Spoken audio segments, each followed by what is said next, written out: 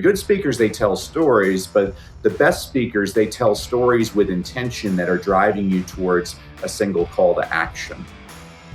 Have you ever felt like you have something meaningful to say, but no one seems to hear it? So many entrepreneurs and leaders struggle to share their story in a way that truly connects and creates opportunity. Today's guest believes your story might be the most powerful asset you have. Dr. Danny Brassell, often called Jim Carrey with a PhD, has spoken to more than 3,500 audiences worldwide and authored 21 books on leadership, storytelling, and communication. As the co-founder of Well-Crafted Story, Danny helps entrepreneurs transform their message into a magnet for impact, influence, and opportunity. If you want to communicate with more purpose, inspire action, and unlock the power of your story, this conversation is going to resonate deeply. I'm Larry Sprung, your host for the Mitlin Money Mindset and founder and wealth advisor of Mitlin Financial. Let's dive into the show. Well, Dr. Danny Brassell is with us today. As I mentioned in the opening, I am so excited for our conversation. Welcome to the show, Danny. Thanks so much for having me, Larry. More importantly, thanks for your enthusiasm and spreading some joy in the world. We need a lot more of you, my friend. Thank you so much. I appreciate that. And hopefully we bring a lot of joy throughout this conversation. So let's dive right in. You know, the entrepreneurial journey is something that is fascinating to most because some people get it, some people don't. It's a long and windy path for many and always very different. You know, we'll spend a lot of time on what you're doing today, but can you share a little bit about, you know, your journey to, you know, becoming and being an entrepreneur? Absolutely, Larry. If I was going to write an autobiography, it would probably be called Pivots because I feel like I've already lived 9 lives. 30 years ago, I was a journalist covering President Bush Sr. in the 1992 presidential election. I loved my job. I got to meet every editor of every major daily. And one editor offered me the City Beat for $16,500 a year. Meanwhile, a friend told me they were hiring teachers in South Central Los Angeles for $25,000 a year. So I became an educator, Larry, for the noblest of reasons, for the high pay. And I actually fell in love with teaching. I've taught all age levels from preschoolers all the way up to rocket scientists. I can make that claim because I used to teach English as a second language to engineering students at the University of Southern California. And in 2005, my wife and I attended a real estate seminar, which turned out to be a scam, and we lost everything financially. And I could give you the woe is me story, but I'm a positive person. I learned a lot from that experience. First of all, I learned that my wife is my soulmate. I put her through the ringer and she stood right by me. She's an incredible human being. Second of all, I learned that money's not everything because you can lose money just like that. Third, Larry, I try not to judge other people because if I was somebody who saw what I had done, I would have said, well, you deserve that. But now I realize unless you know everything about a person, you really don't know anything about a person. Fourth, I became a Christian, which I'm always embarrassed to confess it took a catastrophe. But the more I read my Bible, I realize I'm not the first screw up to find Jesus. And then fifth, and probably most applicably for this podcast, I didn't want to file bankruptcy. And my accountant said, well, you have to earn this much more money this year. So I started speaking on the side and I hit that number right on the number. Well, the next year, Larry, he gave me a much higher number to hit and I hit that number right on the number. So in year 3, I thought, well, maybe I should set a higher number. And basically during one of the worst economic downturns in American history, I was able to build up a highly lucrative speaking business, which eventually attracted the attention of some pretty famous people and companies who asked me to coach them. And I have to admit, I really resisted coaching for a long time, Larry, because you need to know this about me. I'm obsessive compulsive. I will not let you fail. I will be on your back, holding you accountable until you succeed. Well, now that I work primarily with business owners and entrepreneurs and executives, I find that they're highly motivated. They do the work, and it's been some of the most rewarding work that I've ever done. So we can go down whichever path you choose, my friend. Yeah. Wow. That's a great path. I mean, obviously you had some trials and tribulations down that path, but it really seems like you found your calling, so to speak. And I'm sure, you being, goal motivated and working with entrepreneurs and business owners who are goal motivated, it's a win-win for both sides. So, Absolutely. When you were first approached about teaching, I think you just kind of scratched the surface. When you were first approached about teaching them how to speak, really, what was the resistance there? I mean, was it really just, concerns or, what was really there? Well, it's the same reason I left teaching. I'm a perfectionist. And even if I got, of my 33 students, if I got 31 of them above grade level, I always fixated on the two that I hadn't gotten there because I have a very high standard. I really push people. And so that was the resistance. And it turned out to be a completely false belief, Larry, like you said, because I guess when people pay you a lot of money to hire you as a coach, they expect results and they're willing to do the work. And it's actually been wonderful. Yeah. So, I mean, somebody who's so results oriented, I mean, that must make you feel great when you're working with these types of similar personalities to you, where they're really wanting to, be successful and hit the mark. I mean, do you get more juice now from speaking yourself or really from, teaching others and seeing them kill it on stage, so to speak? That's actually a great question, Larry, because I love being on stage, but I feel like a proud parent when, most of the people I work with, I do work with some speakers, but most of the people I work with, they either are terrified of speaking or they have no interest in speaking. And I believe that speaking is the fastest way to grow your business. And so seeing people that were reluctant to go on stages who are just crushing it now, it's really rewarding. So I guess that's the answer, is that I'm getting more juice out of the coaching now than the speaking.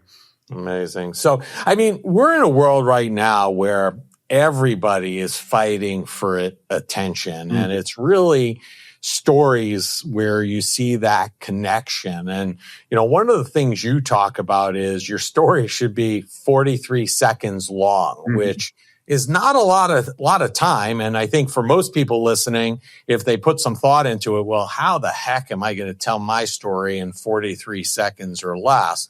What are your best tips on how people can actually pull that off? Well, I give tips to waiters. I give strategies to the people I coach. And so I'm going to give you strategies. So all right, here's an exercise. I'll give you, you can use this later tonight for yourself and for your audience, Larry. So later on, I want you to sit down in a comfortable chair with a pen and paper, libation of choice. And for an hour, I want you to write down every story that's ever happened to you. And I don't mean the entire story. I just mean triggers, like the time I locked myself out of the car in front of Costco, the time Dad spilled mustard on his tie when we went to that fancy restaurant. You'll find in an hour, you can come up with literally hundreds of story ideas like this. So that's the first part of the exercise. The second part of the exercise is then I want you to think about, what's this story really about? Oh, this is a story about never giving up. Oh, this is a story about my priorities. Oh, this is a story about love.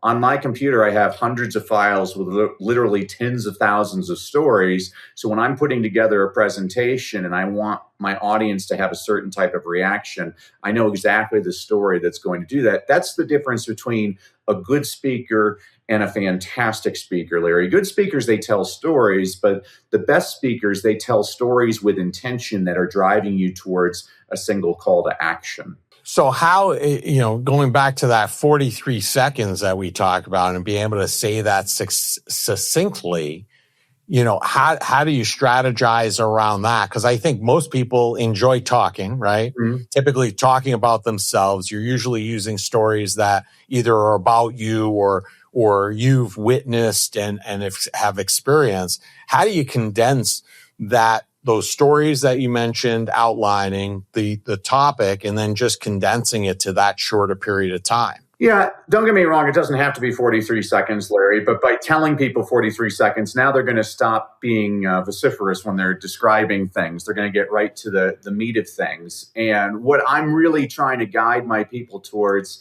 is, how do we tell a story with intention that's driving people towards whatever it is that you want to do? So I'll give you an example. I'm working with a nutritionist right now. By the way, whenever I talk about my clients, I always give them different names. All you have to do is talk to my business partner, Coach Jimmy. He's a former Broadway actor. He'll name drop everybody we work with. I believe in a little bit.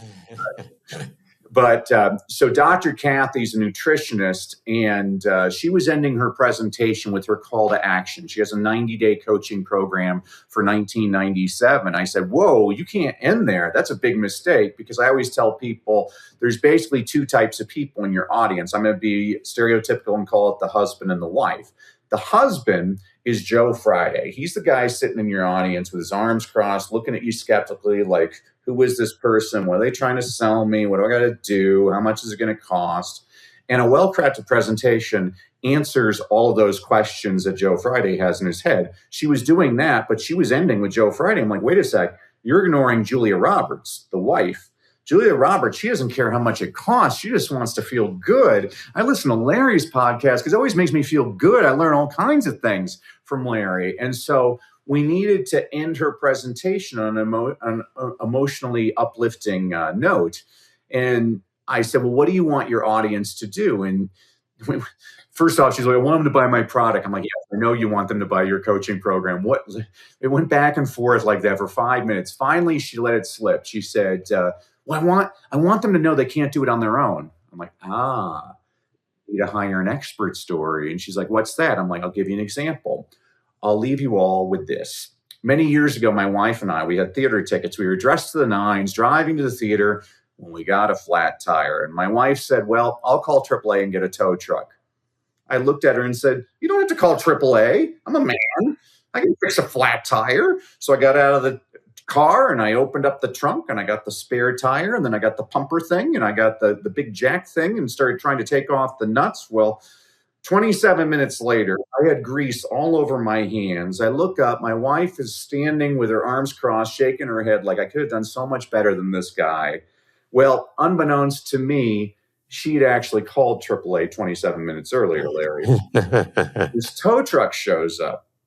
And this 17-year-old punk kid hops out of the tow truck and he proceeds to fix my flat tire in 3 minutes flat.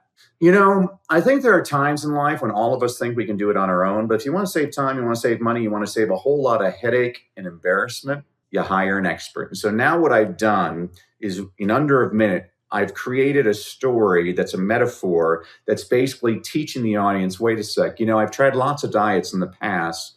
Dr. Kathy seems to know what she's doing. Maybe I should just hire Dr. Kathy so that she'll be able to ensure my success. That's what we're trying to do. That's the purpose of the story. I always tell people there's two ways you get better at speaking. First of all, I practice what I preach. I've had lots of great coaches and mentors. One of my mentors was a guy named Jim Rohn, and Jim used to say, you can't pay other people to do your push-ups. Translation, you got to do the reps. And so I have my people, I'm like, hey, you need to get on podcasts. You need to go out. Even the smallest towns in America have a Rotary Club, a Lions Club, an Optimist Club, a Kiwanis Club. They got churches, schools, synagogues, chambers of commerce. You got to do the reps. The second way you get better at speaking is watching lots of speakers. I watch 10 speakers a day. I watch politicians. I watch comedians. I watch televangelists. I watch them in front of big groups, in front of small groups, in front of men, in front of women. Here's a ninja strategy. I watch a lot of televised award shows because when the person wins the Academy Award, they only have 45 seconds to connect with their audience. I want to see how they use their time. Now, most people waste their time. They get up there like, I want to thank God, I want to thank the Academy. It's stupid. Nobody's paying attention. But every now and then a person hits it out of the park. And this is why I talk about the 43 seconds. So a few years ago, there was a gentleman by the name of Joe Walker who won the Academy Award for Best Film Editing. Now, this is Hollywood, Larry. The important people are in the front of the room. Yeah. You can see none of them are paying attention. This is film editing. And Joe Walker, he steps on stage. He's British. He speaks very slowly and deliberately. He says, a lot of people don't know this, but when phrased properly, the term Academy Award nominee can be used as an insult. Well, now the camera scans the crowd, leaning in like, what's he talking about? And he says, for example, yesterday I got in an argument with my 17-year-old daughter, and she said, well, Academy Award nominee Joe Walker. All of a sudden, you see everybody laughing hysterically. He gets off stage. Denzel Washington wants to meet him. Sandra Bullock wants to meet him. Brad Pitt wants to meet him. Time magazine said he was one of the highlights of the Academy Awards. Well done, Joe Walker. This is importance. How can we grab their attention as quickly as possible? So again, 43 seconds, it's a guideline, but I think it's a pretty important guideline because I learned this as a teacher. What works with 12th graders doesn't necessarily work with kindergartners, but what works with kindergartners works with all age levels. I call kindergarten New York, New York. If you can make it there, you can make it anywhere because they have about a 7-minute attention span. And all of us now in the age of social media, all of us have very limited attention spans. Yeah, I agree. Thank you. I think those were great examples, great strategies. And along the line of strategies, right?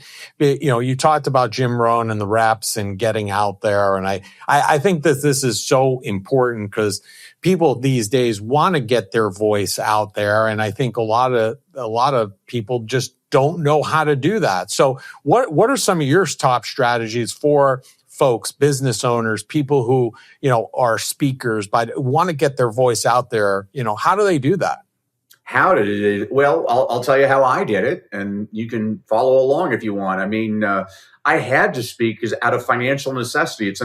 I was speaking at an event a couple of months ago, and the first two speakers advised the audience to enjoy the journey. And I guess I was feeling facetious that day, Larry, because I got on stage and I'm like, you ever notice the people who say enjoy the journey have already succeeded? I mean, when they were broke and couldn't make rent, where they're like, man, I'm really enjoying this journey. I mean, that's silly advice to me. Like, give practical advice. You can reflect on your experiences. I mean, I'm now 20 years removed from bankruptcy with the real estate scam, but I can laugh about it now and say, oh, that was actually a good thing because all these other good things happened.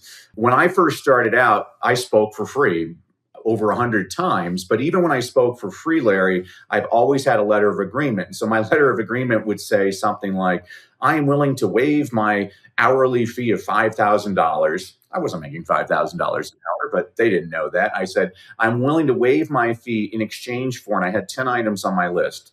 1, I want a video testimonial from your organization's president.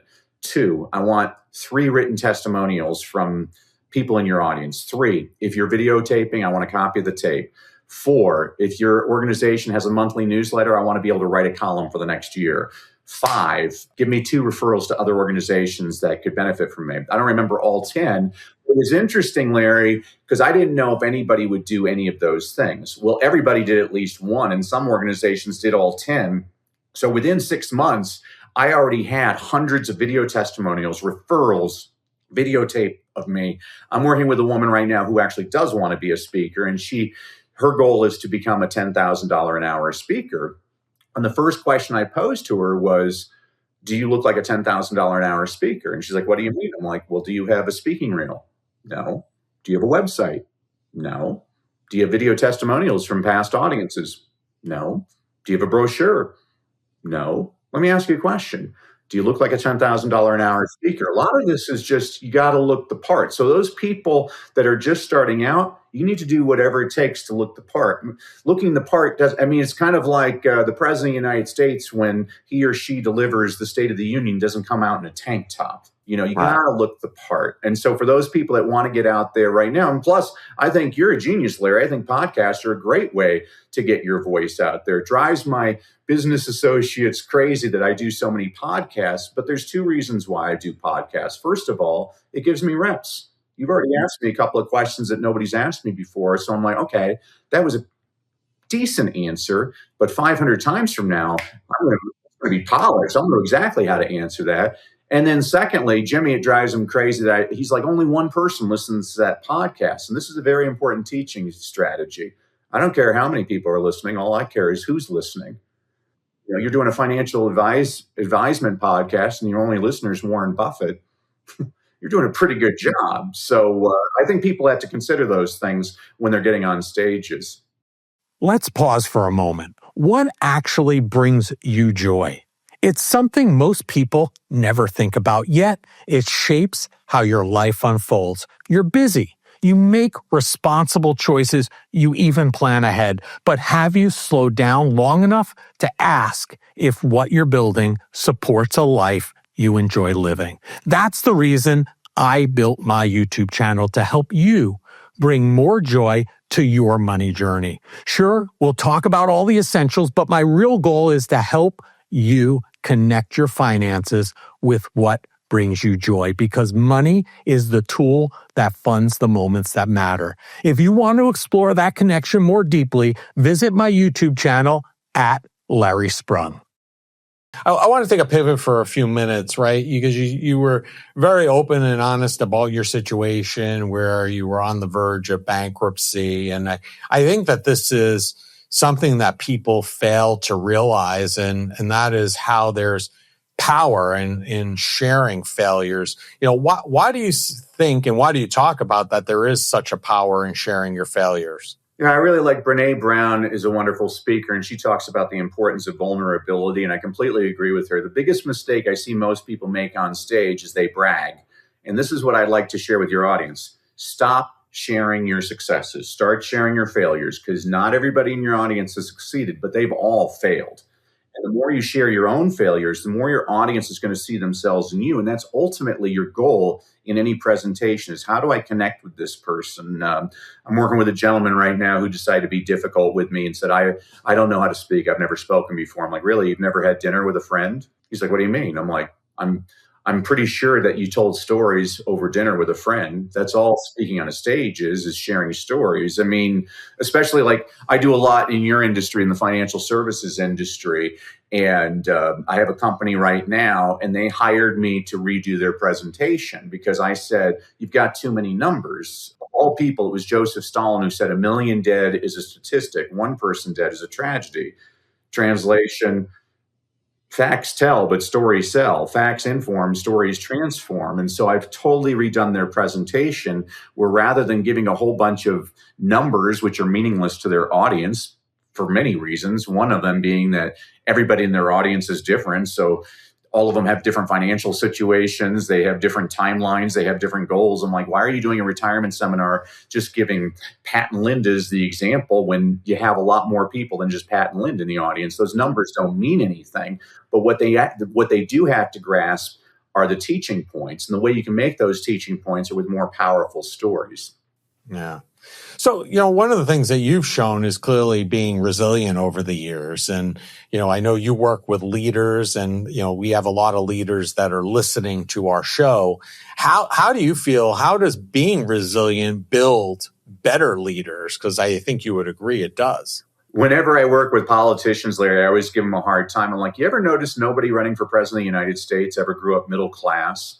They all grew up in a log cabin because it's important to show the struggle. What they're trying to do is to relate to their audience. Any leader, so I'm working right now with a 35-year-old CEO of a Fortune 500 company. And it's very difficult when you're 35 leading a company when your entire board of directors are people in their 50s and 60s. And so what he does now expertly in his meetings is he shares about how this wasn't handed to him, how he was working on the docks and his struggles, and how he loves listening to other people because they make him better. So what he's done is he's edified his audience, which is his board of directors. And he's also explained, hey, I know I don't know everything. I can learn a lot from you. And we're all in this together because we have one objective: to drive up the value of the stock. That's an effective presentation. He's understanding his audience. And so when I'm working with people, former teacher, everything I do either rhymes or it's alliterative. So I call it the 5 C's process. So the 5 C's are clarity, connect, content, call to action, and close. The first C is clarity, which before I work with a person, I always say you have to answer these 2 questions succinctly. You'd be amazed. 95% of the people I work with can't answer one or both of these very simple questions in a very simple manner. Those questions are: who is your audience? And what is the problem that you solve? Once you're clear on those 2 answers, then we can put together the presentation. But it's amazing. Most people, this gentleman, the very first time I met with him, he's like, well, I work with primarily CEOs. Well, we also work with startup entrepreneurs, usually in America. Well, it's also international. And I'm like, my goodness, like, you've already given me like 5 different answers. Just like, it's important to focus that, figure out your avatar. Yeah, I agree. One of the things we often talk about here at Mitlin and on the Mitlin Money Mindset is that in the end, it's really not about the money. It's about how money serves you, right? And what you can do with it. So as someone like yourself who works with highly successful people, and I'm sure this has changed over the years, based upon your trajectory and your history that you mentioned earlier. How do you define success today? Well, that's a great question, Larry. I think that I always say that there's 3 types of motivation in your audience, and I call them the 20-year-olds, the 40-year-olds, and the 60-year-olds. So the 20-year-olds, they're all about how can I increase my income? The 40-year-olds, they've made the money, but they're not spending enough time with their families. So they're interested in how do I increase my freedom? The 60-year-olds, they've made the money, they have the freedom, but now they're wondering, is this all there is to it? So how do I increase my impact? I think success is being able to blend income, freedom, and impact. If you do those three things, obviously there's other things we can talk about, but I believe that you have to be a little bit more well-rounded. I mean, Jimmy's annoyed because a couple of weeks ago I fired a client of ours who's a billionaire, and he was just furious with me. I'm like, but I have a very strict no jerk rule. I don't work with jerks. You do too. So do we. It's a very good rule, Larry. Listen, I find separating, from service with an existing client who is not a good fit, and going back, kind of swinging this back to that gentleman you mentioned who, couldn't identify who he wanted to work with. That's, I think, when you end up with a lot more of these people, right? But at the end of the day, you bring them on and you're really, not only are they doing you a disservice, but you're doing them a disservice. And it's quite freeing, being able to be in a position to tell somebody that, this is not a good fit. It's not working for us, which means it's not working for you because you're not going to get the best results. And we call it the vacuum effect here, which is typically when you release that, then all of a sudden you have this, instant inquiries coming in and opportunities that will replenish and refill the pipeline as a result. So I find that process very freeing and talk about it often. I thought one of the points you just made there, Larry, was very important, is that you're in a position that you can make that decision. I always worry about people, they're making decisions based on just finances and ignoring the mental toll it's going to take on. I mean, this guy, when we were talking about a definition of success, he's a billionaire. So he's successful, obviously, financially, but he's on wife number 3. He's 200 pounds overweight. His kids don't talk to him. And everybody defines success differently. So I think all of us have different priorities there, but you should constantly be thinking about that. I love the question, because is success just monetary, or is it also peace of mind, spending time with loved ones, gardening, whatever it is? It's a very important question. Yeah, and I think, like you said, it's very different for all people, and you can really only define what success looks like for you, and strive for it and work towards achieving it. So I think that's great. One of the things, going back to your story, right? One of the things we often talk about here is language, and not all language is created equal. And I've heard you share, when you talked about earlier, that you fell for a real estate scam, and you mentioned it as well, that you went from saying, how did I fall for that, to understanding how. How do you think we can change that narrative around victims of scams? Because I think they're more prevalent than ever in terms of, online. We've seen them happening on WhatsApp. So how can we change that narrative? Well, I think it's what's most important in that question, Larry, is getting rid of the victim mentality. I mean, yes, I was a victim, but I became the victor by redefining it in my own brain. I mean, that's why I love the movie Rocky. I mean, Rocky's not the best fighter. He's not the smoothest fighter, but every time he gets knocked down, he gets back up. And it's one of my favorite scenes ever in a movie is in the original Rocky. The night before Rocky has to fight Apollo Creed, he's in bed with Adrian. He's like, Adrian, I'm going to lose tomorrow, but I don't care. All I want to do is go the distance against the champ. And people forget that he actually loses against Apollo Creed, but he went the distance. And so in his mind, definition of success, he succeeded. And I think people have to reframe things. I was asked on an interview the other day, they said, well, what regrets do you have? And I'm like, I don't have time for the rearview mirror. I'm always looking at the windshield. It's a lot bigger. And all the bad things that happen have always served me long term. I think it's changed. I mean, if you feel bad for yourself, volunteer at the Children's Hospital or read Viktor Frankl's Man's Search for Meaning, where he determines that in a concentration camp, the one thing he had control over was his attitude. Yeah. It almost sounds like when you tell your story that had it not been for that, you wouldn't be really even where you are today, because there wouldn't have been anything forcing you to hit that number, right? Mm-hmm. That the accountant put you up to. That's right. Yeah. Well, this has been great stuff. Great strategies shared with us, Danny. I really appreciate it. And we always end on a joyful note, and we're always, interested in hearing about what brings you joy. So we ask you the same final question we ask all of our guests, and that is, what did you do today that brought you joy and put you in the right mindset for success? Well, I always start off the day reading.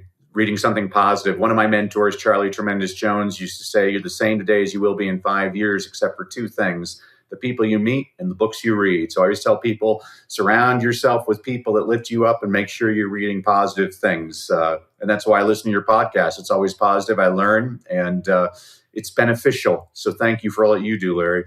Thank you, Danny. I appreciate that greatly. And we're going to have all of your information in the show notes so that our listeners can reach out, connect, and learn more about you and your story. But if people want to connect with you, learn more, and what's the easiest and the best place for them to do that? Well, so thank you to you and your audience for having to bear with me today, Larry. I wanted to give everybody a freebie. So if you go to freestoryguide.com, guide like a tour guide, freestoryguide.com, I'm going to give everybody their own complimentary, well-crafted story blueprint. What this is the actual process that Coach Jimmy and I take our clients through to help you create your well-crafted story. What this does for you is it takes the guesswork out of which story should I use and where should I put it in my presentation. And what this means is you finally have an actual tool that converts all of your audiences into clients. You can get that at freestoryguide.com. And Larry, I'll just end, whether I was teaching my little ones or my older ones, as they exited my classroom for the day, I always told them the same refrain. I said, remember, kids, education is valuable, but execution is priceless. Knowledge is not power. Only applied knowledge is power. Knowing what the right thing to do and doing the right thing are two very different things. So let's go out, do the right thing, and make this world a better place. Thanks for making the world a better place, Larry. I appreciate you. Yeah, thank you so much. Great nuggets for the listeners today. I appreciate you, Dr. Danny Brassell. It's been a pleasure, and enjoy the rest of your day. You too, Larry. What a powerful conversation with Dr. Danny Brassell. So many people have incredible ideas, experiences, and wisdom, but they struggle to communicate them in a way that truly connects. Danny reminded us that when you learn to tell your story with purpose, it can open doors to opportunity, influence, and impact you may never have imagined. If today's conversation sparks something in you, you can learn more about Danny and his work at DannyBrassell.com, where he helps entrepreneurs and leaders turn their message into meaningful momentum. And if you're looking for more conversations that help you build a life of greater joy, success, and purpose, you're in the right place. Danny Brassell and everything he's up to can be found across most social media platforms. All the contact information needed to find them can be found in the show notes. We'll see you next time on the Mitlin Money Mindset.